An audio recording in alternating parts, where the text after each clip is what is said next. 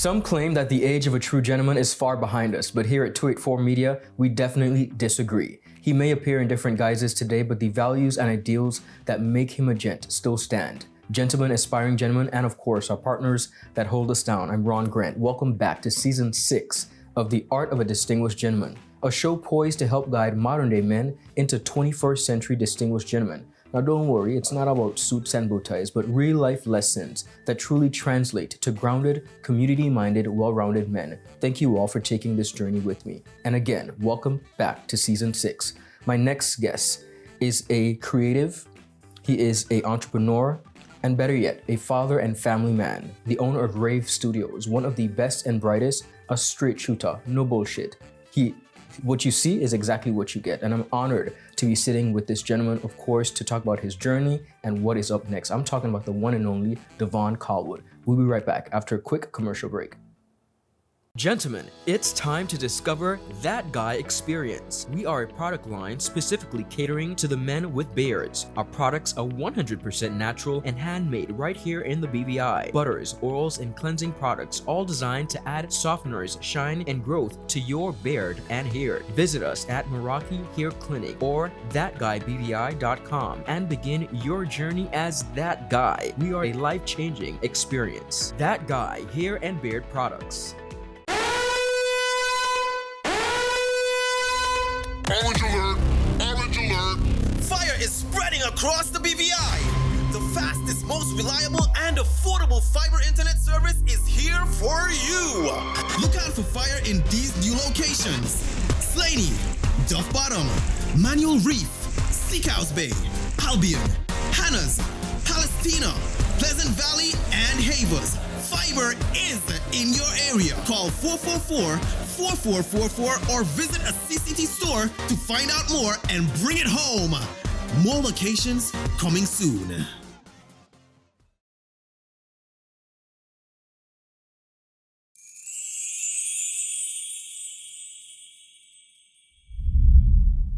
Welcome back, everyone, and thank you so much for sticking with us. As promised, I am joined by the straight shooter himself, the one and only Devaughn Callwood. Devaughn, welcome to the set, finally. Thank you for having me. It's good to have you. Absolutely. Appreciate it.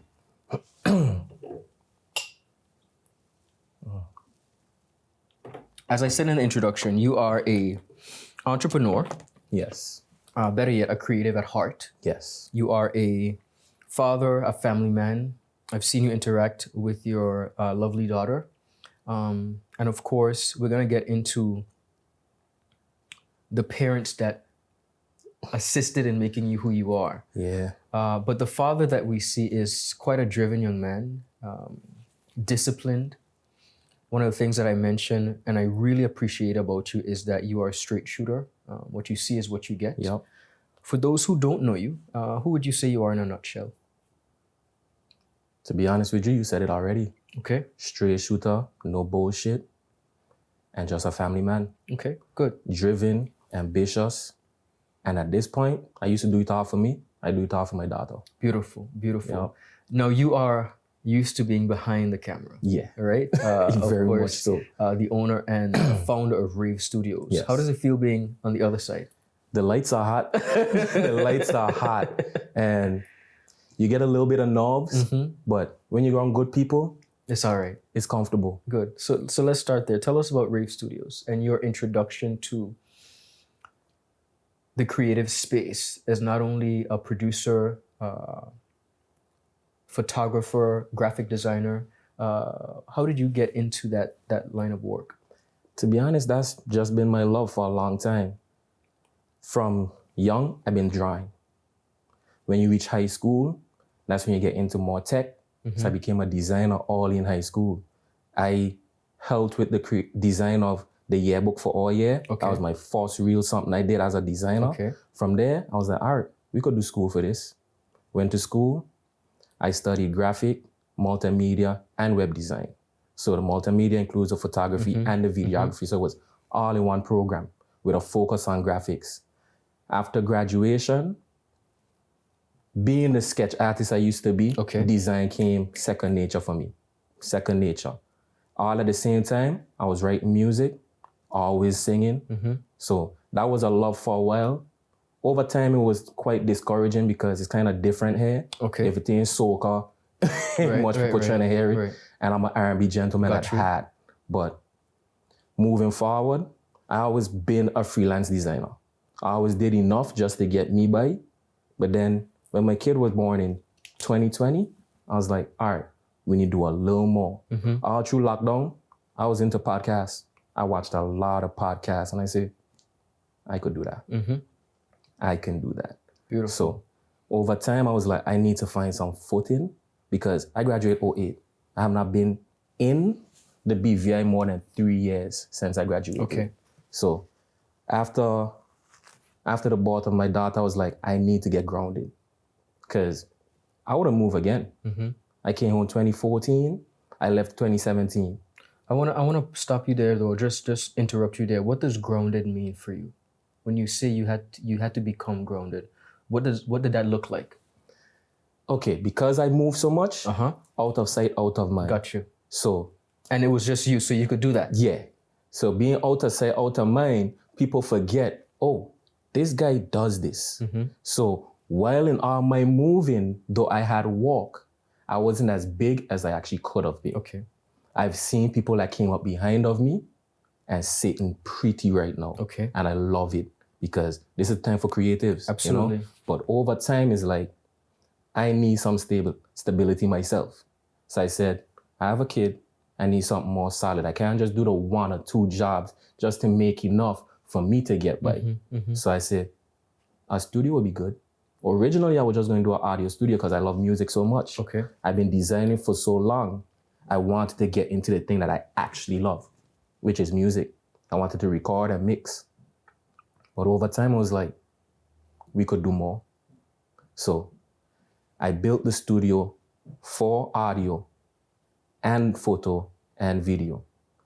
While at the same time, as a graphic designer, I could do that anyway. Of course. But the studio is set up for podcasts, for interviews, while at the same time, I have a back room with a booth set up just for audio recording. Beautiful. You can do music, you can do voiceovers, whatever you need. Even if it's an audio book, that's what it's for. Just to get you as far as you can as a company, as a brand. Understood. Now, I've been to your studio, and one of the things that I appreciated about it is the way the space makes you feel when you go into it. Yes. A lot of settings are a bit different. They are a bit more hostile, for lack of a better word. It just is what it is. Yeah, and that's okay. But your creative space has a different feel to it. At the end of the day, when you encompass all that you do as a creative, what do you want your work to represent? What do you want your work to say about you? Creative freedom. Okay. Just free. When I opened up, I used to always say, this is the home for the elite. Just like you have the distinguished gentleman, this is the home for the elite. And it don't mean it's for the upper echelon of people, but it's for when you come in, it feels like you're elite. You walk into somewhere where you feel at home, and at the same time when you walk out, Love it. you feel like you're on top of the wall. I got you. That's the main goal. So Rave Studios is the home for the elite. Beautiful. And in speaking of that, being back home now, being grounded, Yeah. right? Being settled. And I love that you were honest about that because not only as creatives, but single creatives, we have the flexibility to move on our own time and do as we like. And the adjustment could be a little bit different. It could be a little bit difficult. How was that adjustment for you in transitioning into the family man that you are? It means locking in a lot more. Because like I said, you do enough to make enough. I could do 5 jobs right now and I'll sit good for the rest of the month. Okay. As just me. 5 jobs can't do to take care of me, kid, and a lady. It doesn't work. So you have to work twice as hard, go twice as hard. So that where the adjustment came from being comfortable and complacent to saying this ain't enough. We need to do more. What would you say is one of the biggest misconceptions about creatives from the outside world looking in? People who don't get what we do. What would you say is one of the biggest misconceptions? It's easy. We're just pressing buttons. That's one of the biggest ones. Okay. Especially today in a generation where you have things like Canva. Everyone can feel like a designer, Okay. but ain't everybody could be a creative. Beautiful. What would you say is perhaps one of the biggest misconceptions about you as an individual that you might have heard or come across? The fact that I'm a straight shooter, no bullshit, it's a lot of he don't care, no patience, and no respect. Okay. Yeah. And that's where you get a lot of, because I'm respectable when respected. Absolutely. Yeah. Because my biggest issue with people today, especially when we speak in elders, they tell you respect your elders. But at the same time, they tell you respect giving is respect on. You know how contradicting that is? Yeah. Very contradicting. Yeah. You can't tell me respect you and you don't respect me. They don't walk together. I totally understand. So when I speak my mind, oh, now he doesn't have no respect. Rude. Yeah. He wasn't raised correctly. No, I was raised perfectly. My mother's an educator. She wouldn't expect anything less.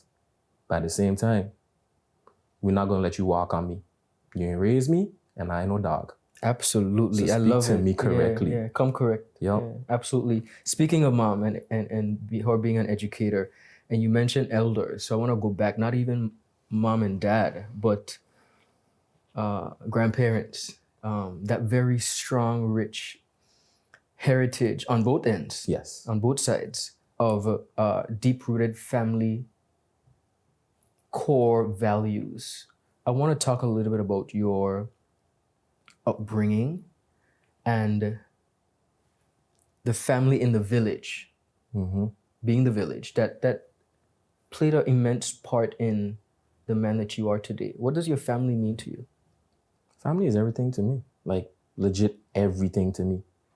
I look to family for validation, comfort, you know? Like, I still make music today, just to break it down. I still write music. To this day, it's still very hard for me to write a song and swear. Okay. Because my whole goal is, my mother needs to be able to listen to this. No, that's really good though. No, that's really good. To this day, people listen to my songs and they'll be like, yo, you could have gone a little harder. You could have been no. If mommy can't listen to this, what's the point? Yeah. You know, I am so happy that you said that, right? Yep. Because I struggled with that as well, and I'll tell you why. I gave you a really big joke, and it was really ignorant of me in the earlies, doing different content, whatever, and because I wasn't sending it to my parents, I just figured that I ain't sending it to them, so they only watching what I send it to them. Yeah. Until the prayer of Jabez kicked in, and the prayer of Jabez, if you know, it says, "Oh, that you would bless me indeed and enlarge my territory." So until my territory began to enlarge a little bit bigger than me and out of my control, they were sending me the content. Yep. Right? Oh, I saw this. I saw that. And it's like, oh, and you weren't supposed to see that.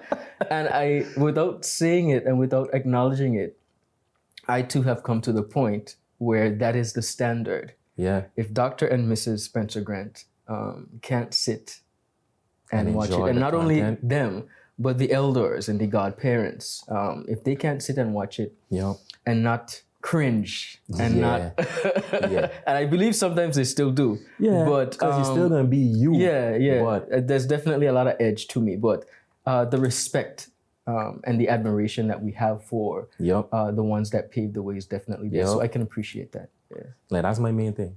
If they can't watch it, then why? Yeah, absolutely. Like, you can still be you. You don't need to without it. Yeah, you're absolutely right. Because then you look like you didn't get raised properly. Yeah. And you walk. Yeah. For most of us. I appreciate For the most of us. You're absolutely right. So in being raised properly, what are some of the disciplines and values that were instilled by your mom and dad and your grandparents that you see yourself now passing on to your beautiful daughter? Discipline. I wasn't the most disciplined. Okay. Like, my kid, bro. I like to say she's a terrorist. Okay. But my mom like to say don't say stuff like that. Right. But my child would drive you up a wall. Gotcha. And she's very much like me. And all my mom says, where you think she get it from? Of course. You think you were easy to deal with? So now I'm trying to put in her what my mom tried to put in me that I only started to get later on in life. Some patience, some manners, a little bit of respect. Like, you ain't got to take shit from nobody, but at least start out by being nice. Got you. You know? Yeah. Those are the things I try to instill. Especially being driven. She already independent. She 3 and she don't like help with nothing. Got you. You try to put on her clothes, me could do it. Yeah. So you let her do what she has to do. Sometimes it leads to her getting herself in some stuff she ain't supposed to, but what can you do? She's a kid. At least I teaching her independence. She can grow from there. What would you say fatherhood has taught you? My son is 3 as well, exact same age. What if anything, has being a father taught you about yourself? Maybe something that you didn't know, a value or characteristic that you didn't think you possessed, but all of a sudden now you're realizing you can. Oh, I didn't know I was as patient as I am. Okay. I did not have patience before. If I'm being 100% honest, Of course. I really couldn't tolerate ignorance. I couldn't tolerate a lot. But you I find used it to for your get pissed child. easy. Okay. But the minute she was born and what I had to dealing with her, bro, I had to learn it. From she was born till we reached to Miami, you had doctors talking to you like you're stupid. And I'm here like, I could turn up this whole place right now. But let me exercise some patience because I ain't gonna help nobody. And from there, I have a lot more patience than I ever thought I actually was capable of. Good. Like, things don't move me like they used to. I don't care to argue. I don't care to fight. If it don't concern my child or my woman, I don't care. If it don't affect my child or my woman, I don't care. So, you could argue with me. You could have it. You want to be right? Go right ahead. Yeah. It's yours. I got Yeah. you. Patience. Beautiful. When we look at our society, Devaughn, there are a lot of issues, there are a lot of situations that are plaguing us.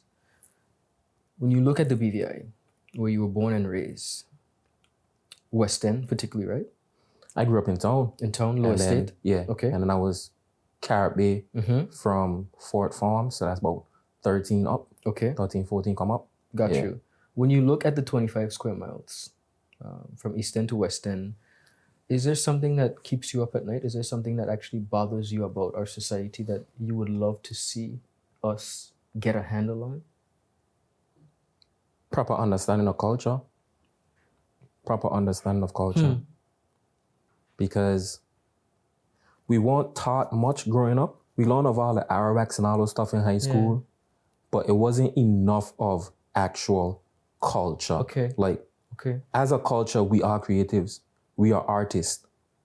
But for many years, there has not been enough focus and attention to our creatives and our artists.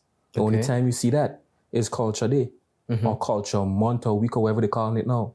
Like, if I'm being honest, that's the only time they promote our local painters or builders or singers or stonemasons. That's the only time. Every time else, it don't matter. Good example. Yesterday, I'm trying to create a festival shot, right? Okay. And I did an illustration of a mukujumbi. I walk with a lady that's not from here. And I asked her, what do you think? She watched me. She's like, yeah, I'll have mukujumbi. Wow. Never seen it. Okay. She's been to cultural events like the food fairs and stuff like that. Where is the representation of the rest of the culture? Like, the food is a food, yes, but where is the rest of the culture? I never seen a mukujumbi on this island. You've seen pictures, but she says she's never seen one. She never knew we had them. She didn't know we do it. Interesting. I was like, wow. Gotcha. And even that is part of what our culture is now. Yeah. But that's my biggest gripe with the BVI right now. Not enough attention to us as creatives, as a culture. As a culture. Our culture wouldn't be what it is without our creativity. I'm happy that you mentioned that because I've never had anyone say that before, but the culture also brings us to our self-identification and who we are and from whence we've come. When you think of a Virgin Islander, and you would be considered an indigenous Virgin Islander, what does that mean to you? Good question. What does it mean to me to be an indigenous Virgin Islander? It comes with a sense of pride for the most part. Like, who don't love being a Virgin Islander? You see how diplomatic we are being a Virgin Islander, how much we represent. So it comes with a sense of pride. But at the same time, it's hard to feel good about it with how we represent the Virgin Islands a lot of times. Like I say, lack of culture. There's not enough promotion and not enough attention to youth for the most part. Today, we're getting there. Like you've seen more attention on track or even basketball and softball. Because they're succeeding. Exactly. Yeah. Now that they see success, it's like, oh, we need to do a little more. It's like, no, you should have been doing more so we could have more succeeding. Don't wait till somebody puts y'all on the map to decide to put the rest of us on a map. You should have been doing that a long time ago. Gotcha. We had the one or two that made it to the Olympics and stuff from years before. But it's like, we could have been doing a lot more. A lot more. For every sport. We don't have enough focus on the different sports. We grew up around water. We still only have one person to represent swimming for the BVI. How? With all the CATS programs and stuff we had. Only one? That's wild to me. Understood. That's wild to me. Surrounded by water. Yeah. But at the same time, you still feel good to be a Virgin Islander. I grew up feeling like I need to get from here. And then I went to college. And then you realize how much you wanted to and be then back. you meet a few of us and it's like, oh man, I didn't realize I had missed home. Well, one of the things for me, it wasn't actually about, I'll be very honest, it wasn't about missing home necessarily, because there are parts of the culture, as you would have articulated, that I have my qualms with, right? But I find nothing more enjoyable than being an island boy. Yeah. Like nothing more fun, nothing more enjoyable. Like it's engraved in my spirit. You know, when we travel, don't get me wrong. But it's nice to be able to have this to come back to every now and again. It's very special to me. And we have blue waters. Yeah, and I've grown to appreciate. I've grown to appreciate it very much from whence we came. I want to thank you so much for your authenticity, viewers. We are chopping it up with the man himself, Devaughn Callwood. We are going to take a quick commercial break. You don't want to miss it. We'll be right back.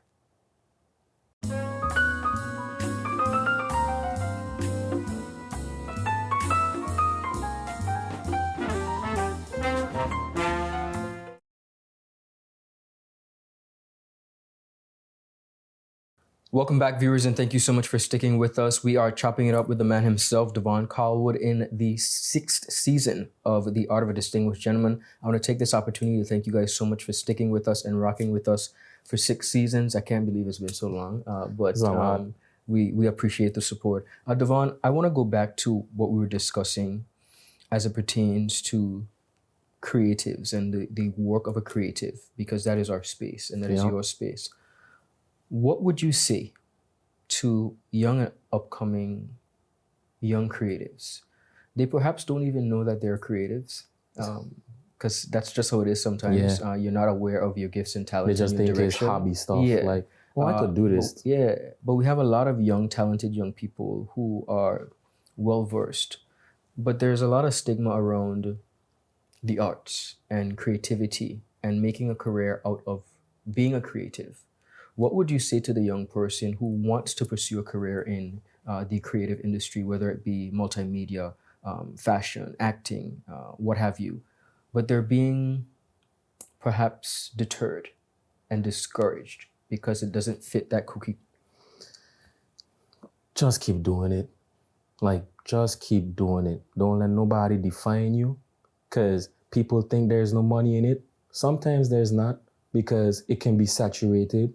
But if you're at the top of your game, I'll tell you straight up, being a graphic designer, you can make $50K off of just one branding project alone. One. That's most people annual. You can make $50K off of one branding project alone. You can make $5K off of just one logo concept. That includes the logo design and maybe a business card or two. You can make $5,000. The market is there. Just be the best. Beautiful. Don't stop. Good. You spoke about branding, and I want to talk about that process and how you deal with difficult clients. Clients who hire you, they want you to do the work, but they still want to kind of do it for you. Being a brand specialist is often a very tough job because you don't get, I guess, the accolades. No. People see a lot of stuff out there, and I'm sure they don't know that it is Devaughn Callwood behind of it. A lot of right? times The they don't. creativity and all of that. How does it feel for you when you look at your work? One, but then you look at how a brand has grown and developed and becomes a presence because of your impact. Feels good. Feels real good. Like, at first it was like, I want all the accolades. Because with the accolades and attention, you can build more clientele. Okay. But at the end of the day, it's still in my portfolio. So if I can show that, I'm good. At the same time, it's like seeing something you did and seeing it everywhere is like, yep, I did that. Like, I did that. No help, no one else in my ear other than the client. We put that together. Look at it thrive. Good. You know? So that's me right now, just appreciative of the work I've done and where I'm at. Who knows, and who doesn't eventually finds out. Beautiful. Because when they need a designer, a lot of times I'm at least top 5 recommendation. Okay. And At as you least. should be. Because I get recommended and have no idea who do the recommending. And sometimes I don't even ask. I just grateful. Yeah. Like, oh, okay, cool, nice. How can I help you? You know? And then we move from there. And it goes and keep going because it goes in my portfolio. If somebody else come to me, they see the work and it's like, oh, that was you? Now they're even more willing to work with me and tell somebody else, that's the guy to go to. Got you. But that's where grounding comes from. Not being here, people forget, oh, that guy is nice. People tend to forget he is nice. Yeah. So, And putting some respect on the name. yeah. Like, you have to be in people's faces. I end up here because I'm trying to get grounded. If I wasn't out here walking and sitting and trying to network, I wouldn't be under distinguished gentleman right now. Correct. So I got you. that's where it comes from. I have to ask you, hindsight 2020, of course, vision being as perfect as it could be. What's next for Devaughn Callwood? What's next? Just more. Okay. Because as a brand, Rave Studios, we've only been established for going on 2.5 years now. Okay. So just more. For people to know we can do this and to continue to build. The overall goal is to be able to sit aside and just be a creative director and not the graphic designer and have other people do it. And I just meet with clients because I would like to step away from graphic for a little while so I could focus on what I actually love, and that's just the music. Okay. Where I could record people, continue to build as a mix engineer, because that's new to me for the most part. I've been doing music a long time, recording myself for a long time, but it was trash before. It's getting better now. Good. And you could only hope we could venture into something else because I've been doing graphics for over 10 years. Understood. So I would like to try something else. But the end goal is to just be able to sit down and, for the most part, dictate. Say, hey, this is what we need. And if you can execute. Creative direct, Yeah. I cannot complete this interview without asking you about who were or still are some of the distinguished gentlemen in your life who have not only paved the way, but perhaps you look up to. Like, who are some of the gentlemen that you would say really played a pivotal role in your life? I don't see my grandfather, my father. Okay. Like, Those were Rick been doing his thing a long time. Very long time. All the educator, helped to build the high school to what it is now. A scout director, still a carpenter. Can't get him to sit down for nothing. He always gonna find something to do. LT, on the other hand, been an entrepreneur since I could remember. And the creative. And the creative, Yeah. with his standpoint, life and style, all those different stuff. Like, I grew up saying, I want to be like that. Not just like that, but even better. Because if you could do it, poof, I could definitely do it. That's where the inspiration comes from. Like, this is what you're doing. You making money off of it. Enough so we still alive. So it's like, I could definitely do that. What would you say to the two of them right now that you perhaps never said? Because they are still with us, which is a beautiful thing. They still are. Yeah. That's a good question. Come here, Ulrich, have a weird relationship. And that's okay. I know my grandfather loved me to death, but he's one of those stern men. Yes, he You'll is. never hear him say, I love you. Yeah, but you know he does. Yeah. Yeah. I appreciate him for that. Okay. He make you tough. When I say he make you tough, he make you tough. He doesn't say it, but he shows it. Yeah. And all I can say is thanks. Appreciative. Because if it weren't for all the stuff, because it wasn't always nice, you know. If I'm being 100% honest, it wasn't even always nice. Good. I won't talk to Pops for like 3 years. Me and my father tight now. I just spoke to him yesterday, you know. But that's how it is. Beautiful. Eventually you grow up, you mature. In all honesty, I'm pretty much just like my father and my grandfather. And they both from two different sides. My grandfather is my mother's father. And But we know that. We know that. yeah, like, we too much alike. Good. But at the same time, because we so much alike is why I'm the way I am now. No bullshit, straight shooter, and very driven.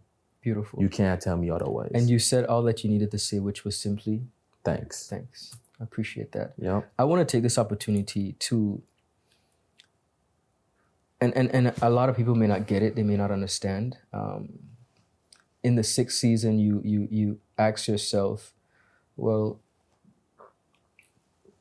what's the aim? What's the purpose?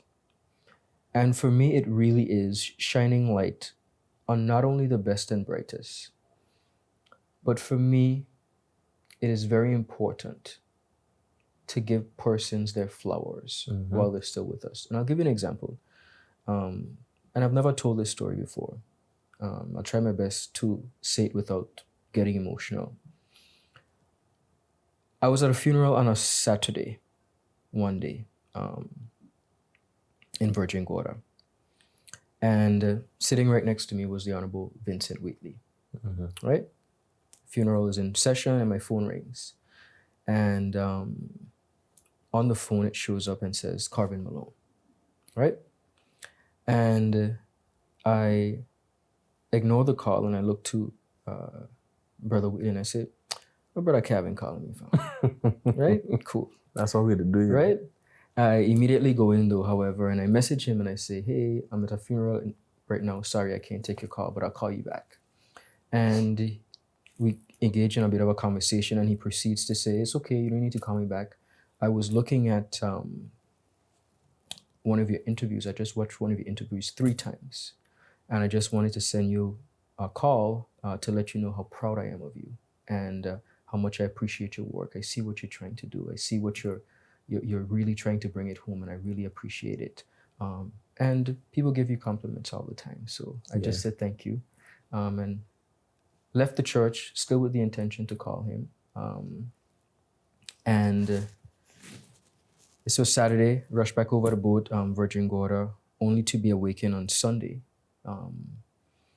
to prepare a news article to actually write about somebody that I've worked with for a really long time, to say that they're no longer with us. But the last thing he did was gave me my flowers. Yes. And I can't tell you how much that has impacted my life in that short space of time. But there's something very special, viewers, about, because we tend to admire from a distance. We're a community that does that. We like to admire from a distance. We see you doing your thing and it's cool, but we're going to be tight-lipped. We're too good to say, good job, you know? We're too good to say, I'm proud of you. But to have that comes be... from nobody want to blow up your head, or we don't want to build the ego. No, sometimes we need a little extra push. And to have that be the last words that he would have said to me makes me want to continue doing what I'm doing and making sure that the rest of the world sees the best and brightest of my brothers from the British Virgin Islands. Yeah. So without any further ado, know that I'm proud of you. I appreciate your authenticity, always keeping it straight, 100, straight no chaser. Definitely. I really appreciate it, and I'm Definitely. proud of you. Just keep doing the damn thing. I appreciate you likewise. Absolutely. Keep this up, man. All right. Viewers, that is all the time we have. We have been with the man himself, Devaughn Callwood, and I want to thank you so much for sticking with us on The Art of a Distinguished Gentleman Season 6. So proud and so thankful. God bless y'all.